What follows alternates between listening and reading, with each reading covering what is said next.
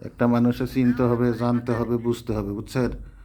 মাছ কিন্তু খড়গার ভিতরে ঢুকে যায় কিন্তু বেরোতে পারে না। ঢুকার আগে কিন্তু চিন্তা করতে হবে যে জায়গাটা কোনটা। একটা ভুল করছেন, একবার শুন খেয়ে মুখ পুরাইছেন, দ্বিতীয়বার মুখ পুরানো যাতে না হয় সেইটা চিন্তা করেই চলবেন। আমি ছোটোখাটো মানুষের তো জ্ঞান বুদ্ধি দিতে পারি না,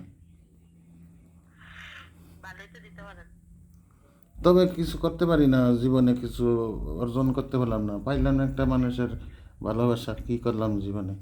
এই জীবন রেখে কী লাভ, বুঝছেন?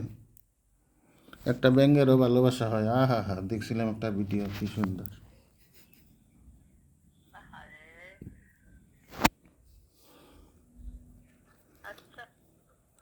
আমার একটু বয়স বেশি, আমি তো মাস্টার্স কমপ্লিট করছি, ইঞ্জিনিয়ারিংয়ে আছি।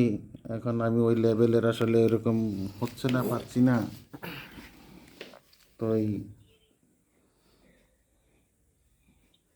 হ্যালো, আমি তো বিএসসি শেষ করে এমএসসি করার চেষ্টা করতেছিলাম, MSc on the way. MSc হচ্ছে সফটওয়্যার ইঞ্জিনিয়ার, মানে আইটি ফার্মে যেগুলো কাজ টাজ করা হয়।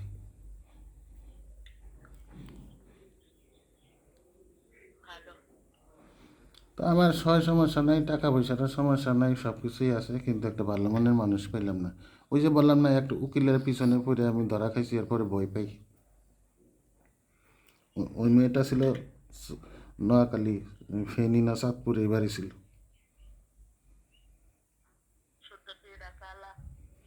লম্বা চড়া ছিল, হালকা পাতলা বডি ছিল। I think so he is very sexy because he can notice another people.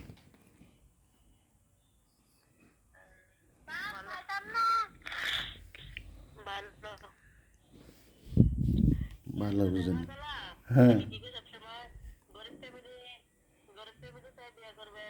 সেটাই তো এখন খুঁজতেছি রে আপু, এখন সেটার জন্যই তো আপনার সাথে এত কথা খরচ করা, এত কথা বলা।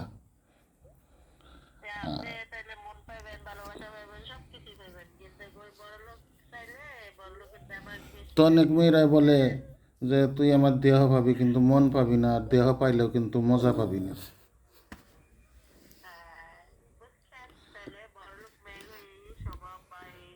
তাইলে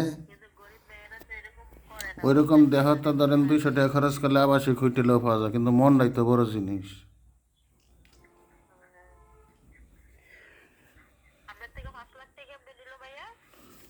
5 লাখ টাকা নিচে, ওই যে উকিলাতি করতো, ধার নিয়েছিল 3 লাখ, পরে সোনা গয়না রাখছিল 10 ভরি, আসলে ওটা ফলস সোনা ছিল, আমি বুঝতে পারি নাই।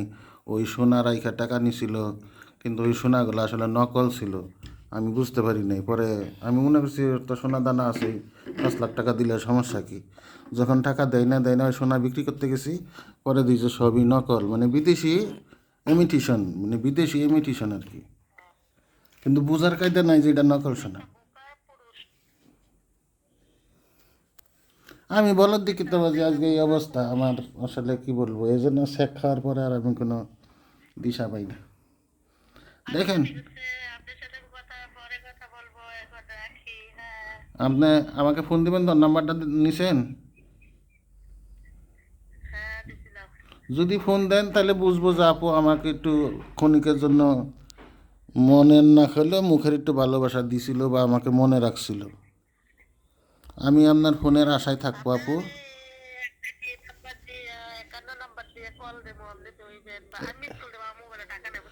আপনি সারাক্ষণ আমার মিস কল দিয়েন, যতদিন বাসি থাকবেন মিস কলই দিয়েন, সমস্যা নেই।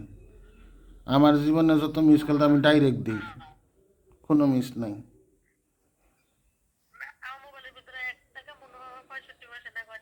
আর যদি বলেন রিচার্জ করে দিতে, আমি আমার অ্যাকাউন্ট থেকে এই রিচার্জ করে দিন।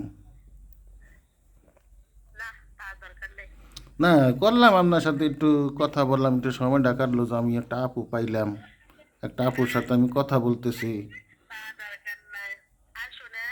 জি, বলেন।